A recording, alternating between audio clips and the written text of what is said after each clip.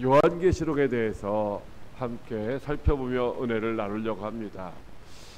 약 한 3년 정도 예상을 하고 있습니다.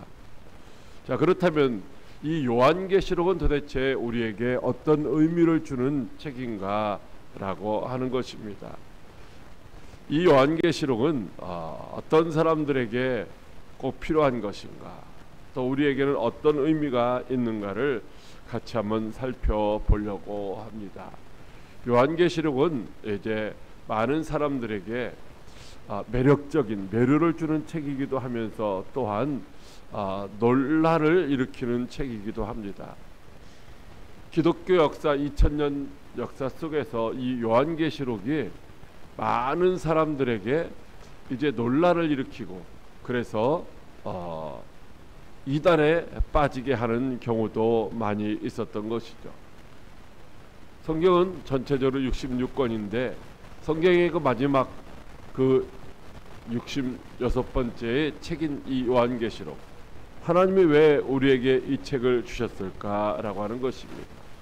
요한계시록은 심오한 신비가 담겨져 있기도 하고 또 수수께끼 같은 많은 상징들도 있습니다. 강력한 예언의 말씀도 담겨져 있고, 또 요한계시록을 읽다 보면은 그 말씀들이 생생한 그림 언어로 우리에게 다가오기도 합니다. 이 요한계시록은 성경의 다른 65권의 어떤 책과도 비교할 수 없는 이런 신비와 수수께끼와 그림 언어와 강력한 예언들이 담겨져 있는 책이라고 할 수가 있습니다. 특별히 이 요한계시록은 수수께끼를 담고 있는 신비한 수수께끼라고 이렇게 말을 할 수가 있는 것이죠. 어떻게 보면 알 수도 있을 것 같고 알 듯 말 듯 이제 잘 모를 것 같은 것이 요한계시록이라고 말할 수가 있을 것입니다. 이 요한계시록은 신비한 상징들이 많이 있고 또 비유적인 표현들이 많이 있어서 읽어도 잘 모르겠다, 들어도 잘 모르겠다, 그래서 사람들이 잘 읽지도 않고 설교도 하지 않으려고 하는 책입니다. 그러다 보니까 무관심하게 되고, 이런 무관심 속에서 어떤 문제점들이 드러나고 있느냐 하면은 바로 정반대의 그런 일들이 벌어지고 있다고 하는 것입니다. 어떤 특별한 사람들은 바로 이 요한계시록에만 관심을 가지고 파고들죠.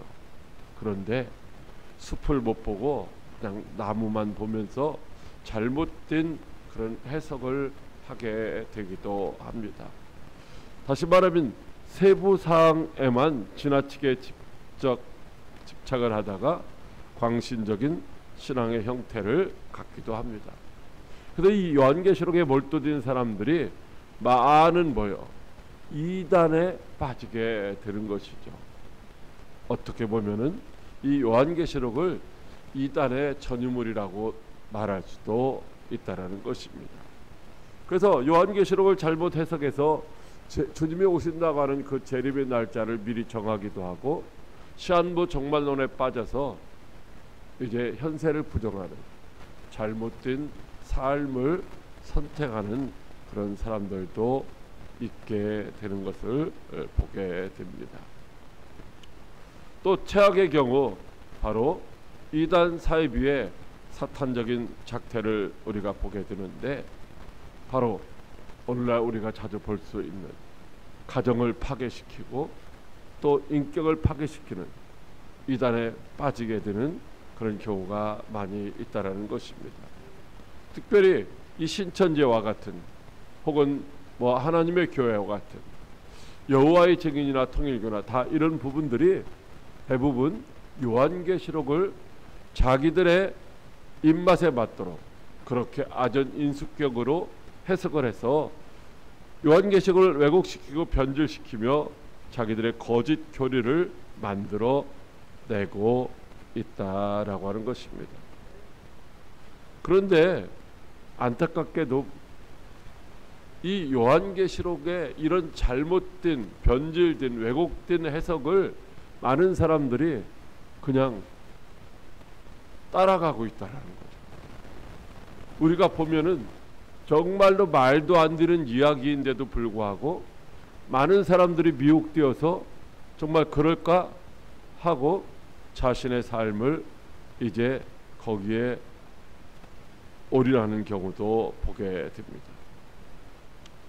어떤 사람들 이 요한계시록을 무시하고 외면하는 사이에 이 요한계시록 속에 들어있는 엄청난 진리의 보배를 놓치는 경우가 많다라는 거예요. 성경은 우리에게 생명을 주시는 말씀입니다. 근데 이 사실을 잃어버릴 때가 많다라는 거죠. 오히려 이단들이 이 요한계시록을 자기들의 입맛에 맞게 난도질하며 해석하고 왜곡시켜서 이제 많은 성도들을 미혹에 빠지게 하고 유혹하는 경우도 있죠. 이런 사람들이 교회에 속해 있다가 이단에 빠져서 이제 많은 사람들을 잘못된 길로 이끌다가 또 뒤늦게 깨닫고 다시 개종하는 경우도 있는 것을 보게 됩니다. 오늘 우리 한국교회의 많은 피해가 이 요한계시록을 잘못 해석하고 이 요한계시록을 잘못된 해석에 미혹되어서 이제 가정이 파괴되고 경제가 파탄나고 자녀들을 잃어버리고 하는 그런 심각한 피해를 입고도 있다라고 하는 것이죠. 오늘 요한계시록에는 참으로 많은 축복의 말씀이 기록이 되어 있습니다. 우리 한번 같이 읽어보도록 하겠습니다. 시작. 이 예언의 말씀을 읽는 자와 듣는 자와 그 가운데 기록된 것을 지키는 자는 복이 있나니 때가 가까움이라. 보라, 내가 속히 오리니 이 두루마리의 예언의 말씀을 지키는 자는 복이 있으리라 하더라. 아멘. 즉 이 예언의 말씀, 즉 두루마리에 기록된 이 예언의 말씀이 바로 요한계시록입니다. 이 요한계시록의 말씀을 읽는 자와 듣는 자와 그 가운데 기록된 것을 지키는 자는 복이 있다라고 말씀하셨는데, 이 요한계시록의 말씀을 잘 읽지도 않고 듣지도 않는 거예요. 왜? 설교하지도 않고 때로는 무섭다고 회피하고 때로는 어렵다고 무시하기 때문에 이 요한계시록의 말씀, 이 속에 들어있는 진리의 보배를 이제 발견하지 못하고 하나님이 주시는 은혜와 참된 축복을 누리지 못하는 경우가 많이 있다라고 하는 것입니다. 그래서 오늘 저와 여러분들은 이 요한계시록의 말씀을 바로 알고 바로 이해하고 바로 믿는 것이 필요하다라고 하는 것입니다. 여러분, 많은 사람들은 이 요한계시록은 어렵고 또는 무서운 책이다. 왜? 종말의 때가 이제 기록되어 있기 때문이죠. 하나님의 무서운 심판의 이야기가 담겨져 있기 때문인 것입니다. 그래서 이단들이 사람들을 유혹하고 미혹할 때 많이 사용하는 거예요. 그렇게 하지 아니하면 뭔가 심판을 받고 잘못될 것 같다고 하는 이런 두려움과 공포를 줌으로 말미암아 따라오게 만드는 그런 역할을 하기도 한다는 것입니다. 그러나 알고 보면 요한계시록은 너무나도 쉬운 책이다라고 하는 것입니다. 그리고 우리에게 어떤 두려움이나 공포를 주는 책이 아니라 한없는 넘치는 흘러 넘치는 그런 축복의 말씀으로 가득한 책인 줄로 믿으시기 바랍니다. 그리고 요한계시록은 이 마지막 시대를 아주 자세히 설명해 놓은 책입니다. 오늘 우리들은 종말의 때를 살아가고 있습니다. 말세 중에서도 끝자락인 말세 지말의 시대를 살아가고 있습니다. 그래서 이 마지막 시대를 자세히 설명해 놓은 이 요한계시록을 통해서 우리가 이 시대를 읽을 줄을 알아야 된다라고 하는 것입니다. 이 시대를 바라보면서 우리가 어떻게 살아야 하는지를 대처할 필요가 있다라는 거죠. 그러므로 자세히 설명을 해놓았기 때문에 뭐 더 연구하거나 깊이 있게 해석을 자기 생각대로 하려고 하면 안 된다라고 하는 거죠. 있는 그대로 받아들이면 된다라고 하는 것입니다. 해석하면 잘못되거나 이단이 빠질 수도 있다라는 것입니다. 그냥 설명해 주신 그대로를 우리가 아멘하고 믿으면 되는 줄로 믿으시기 바랍니다. 요한계시록은 바로 예언을 설명한 책이다라고 하는 것입니다. 예언, 하나님이 우리에게 예언을 해주셨어요. 이 예언의 말씀은 뭐요? 계시라고 했잖아요. 계시라는 말은 뭐 어떤 말이냐면요, 우리에게 알려줬다라는 거예요. 보여줬다라는 거예요. 알게 해 주었다라는 거죠. 이 예언의 말씀을 다시 말하면요, 자세하게 설명해 주셨어요. 창세기부터 요한 1, 2, 3서까지 이제 하나님께서 우리에게 주신 예언의 말씀이 있는데, 이 예언의 말씀을 전체적으로 설명해 주고 있는 것이 바로 요한계시록이다라고 하는 것입니다. 요한계시록 안에서 이미 말씀들을 설명해 주고 있는 것이죠. 요한계시록 1장 20절 말씀 같이 한번 읽어보겠습니다. 시작. 내가 본 것은 내 오른손에 7별의 비밀과 또 7 금촛대라. 7별은 7 교회의 사자요 7 촛대는 7 교회니라. 아멘. 이 마지막 때 역사를 예언으로 가장 쉽게 설명해 놓은 성경이 바로 이 요한계시록이라는 거죠. 오늘 말씀에 보면 뭐라고 하고 있습니까? 내가 본 것은 내 오른손에 7별의 비밀과 7 금촛대라. 그럼 이 주님의 손에 들려있는, 붙잡혀 있는 7별의 비밀은 도대체 무엇이고 7 금촛대의 비밀은 도대체 무엇인가? 바로 이어서 설명을 해주고 있다는 거죠. 7별의 비밀은 바로 7 교회의 사자다라고 주님이 설명해 주고 있는 거죠. 7 금촛대의 비밀은 7 교회라고 주님이 설명해 주고 있다는 거죠. 그렇기 때문에 더 이상 우리가 해석할 필요가 없어요. 이게 도대체 무슨 얘기야? 이렇게 파고들 필요가 없다라는 거죠. 7별은 바로 7 교회의 사자를 의미하는 것이구나. 7 금촛대는 바로 7 교회를 의미하는 것이구나. 이렇게 받아들이면 되는 거죠. 다만 그 시대적인 상황 때문에 이제 약간의 상징을 담고 있어요. 여기 7 교회의 사자요라고 하는 것을, 이 사자라는 말은 이 앙겔로스, 천사라고 이렇게 표현이 되어 있습니다. 천사. 왜 천사라고 말했을까? 당시에는 실질적으로 7 교회가 있었어요. 그리고 7 교회에 담임하는 목회자들이 있었다라는 거죠. 그런데 그 시대는 로마가 세상을 지배하던 시대입니다. 로마가 기독교를 핍박하던, 박해하던 시대예요. 교회를 핍박하고 믿는 자들을 박해하던 시대예요. 그래서 이런 편지를 그 교회의 목사가 받았다고 한다면은, 목사는 뭐예요? 이제 핍박의 타켓이 될 수밖에 없기 때문에 이런 것을 상징적으로 표현을 했을 뿐이다라고 하는 것입니다. 왜냐하면 그 당시에 7 교회의 실질적인 리더가 천사가 아니라는 거예요. 누가 리더예요? 천사가 아니라 당시에 이제 교회의 목회자가 있었다라고 하는 것입니다. 그렇다면 이렇게 자세하게 설명해 준 이 책을, 이 요한계시록의 말씀을 우리에게 어떻게 해야 되는가라고 하는 것입니다. 바로 이 말씀을 우리에게 먹어버리라고 명령을 하시고 있다라고 하는 것입니다.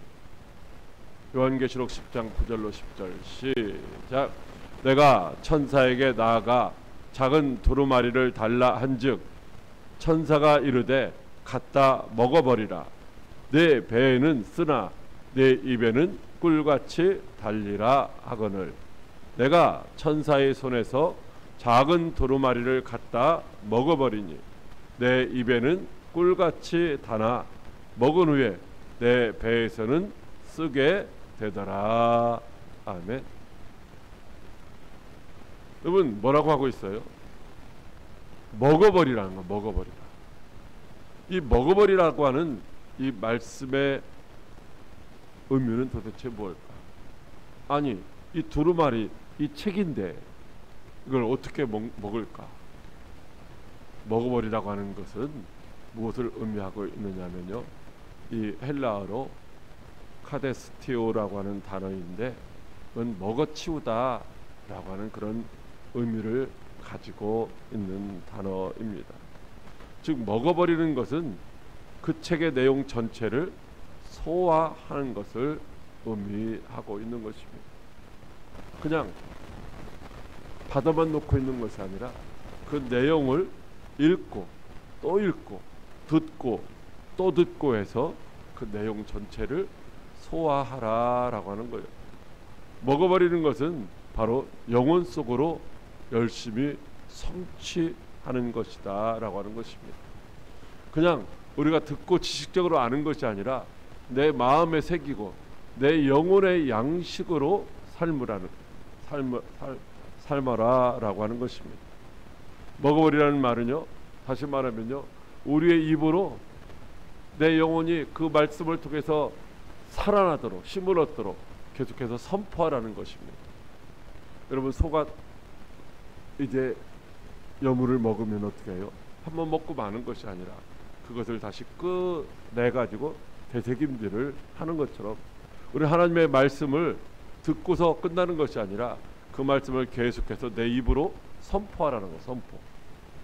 여러분 그냥 내가 한번 들은 것은 잊어버려요. 그런데 내가 그 말씀을 내 입으로 계속해서 어떻게 선포하면은 그것이 우리의 마음에 각인이 되어가지고 새겨져 가지고서 잘 안 잊어버린다라고 하는 것입니다.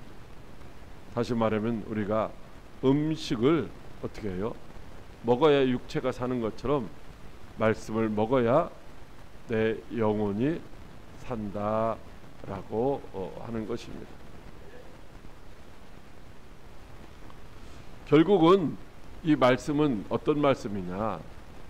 암송하도록 기록된 책이다라고 하는 것입니다. 암송하도록. 왜? 어떻게 이걸 다 암송하느냐? 이 요한계시록은요 22장으로 되어 있고 404절로 구성이 되어 있습니다. 그런데 암송할 수밖에 없는 것은 이 두루마리 성경은 개인이 소장할 수가 없었다는 거예요. 그 당시 성경이 여러 권 있는 것도 아니고 이 성경은 가죽, 소나 양이나 사슴의 그 가죽에 이 기록을 한 거거든요. 그리고 이 성경은 여러 권 있는 게 아니기 때문에 회당이나 성전에만 있었어요. 그리고 워낙 이 성경이 비싸다는 거죠. 많이 있지도 않지만 가격이 비싸다는 거죠. 구텐베르크에서 처음에 성경이 이제 출판됐습니다. 1455년. 지금부터 한 600년 전에 처음에 성경이 나왔는데 그 성경의 두께가 1m 20 정도가 됐다라는 거죠. 이렇게 두꺼운 거. 그러나 2000년 전에는 이런 인쇄술도 없었대요. 두루마리로 만든 이 성경은 엄청나게 크다라는 거. 가지고 다닐 수가 없다는 거. 왜? 그 예언의 말씀, 이 요한계시록에 기록된 말씀을 뭐요? 읽어야 되고 들어야 되고 지켜 행하여야 되는데 어떻게 돼요? 가지고 다니면서 아 이럴 때는 어떻게 해야지? 이럴 때는 어떻게 해야지? 이렇게 읽을 수가 없다라는 거예요. 이번에 무안 국제공항에서 이제 착륙하다가 충돌 사고로 폭발한 이 제주 항공기, 그 당시에 그 기장이 이제 머리 위에 있는 매뉴얼이 2,000페이지가 된다고 하더라고요. 2,000페이지. 근데 그 매뉴얼을 막 뜯어내 가지고서 이럴 때는 어떻게 해야지 하고 정신없이 이렇게 읽었던 흔적이 있다고 하더라고요. 여러분, 그것을 2,000페이지 되는 부분에서 그걸 얼른 찾아서 읽을 수 있다는 것 자체도 뭐요? 그만큼 숙달해졌다는 거죠. 그러나 완전히 숙달되고 있었다고 한다면은 그럴 때에 그것을 찾아서 읽어보는 것이 아니라 더 침착하게 이렇게 안전하게 어쩌면 착륙을 했을 수도 있을 것이다 라고 하는 것입니다. 그렇습니다. 오늘 저와 여러분들은 하나님의 말씀을 생명의 양식으로 삼고서 살아가야 되는 거죠. 예수님이 마귀가 예수님을 시험하려고 공격할 때에 말씀을 찾아가지고서 이럴 때는 어떻게 해야지 하고 한 것이 아니라 그냥 자신이 말씀이기 때문에 말씀으로 사단의 공격을 막아내셨던 것처럼 그렇게 하기 위해서는 오늘 우리들도 당연히 이 성경을 암송해야만 한다라고 하는 것입니다. 이게 바로 우리에게 먹어버리라는 거예요. 그래서 먹어버린다는 말은 이게 무슨 의미냐?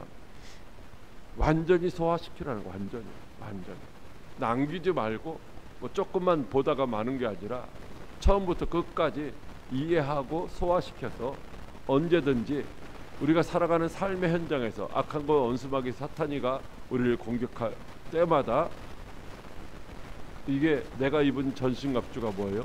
하나님의 말씀이 되어야 된다는 거죠. 이 전신갑주를 무장하고 있어야 그 말씀의 검으로, 성령의 검인 말씀으로 이제 사탄 마귀 악한 세력들을 물리칠 수 있다라고 하는 것입니다. 그래서 오늘 이제 이 계시록의 말씀을 함께 읽고 듣고 또 지키기를 원하는 저와 여러분들이 가져야 될 반응은 어떤 것이냐? 그래, 나도 요한계시록의 말씀을 한번 마음에 새겨보자. 새기다라고 하는 말은 하야라는 말이에요. 하야라는 말인데 이 하야라는 말은 그냥 이다, 비동사, 영어에서 비동사와 같은 그런 거예요. 제가 여기 여기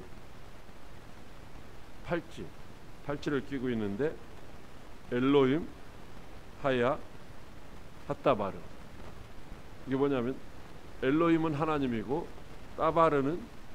핫다바르는 그 말씀이거든요. 그 말씀이 하나님이다. 하야라는 이다라는 거예요. 이다. 비동사와 같은 거예요. 색이다. 그렇게 그것은 뭐냐면요, 그 말씀이 우리 안에 있다라는 말이에요. 우리 안에 있다.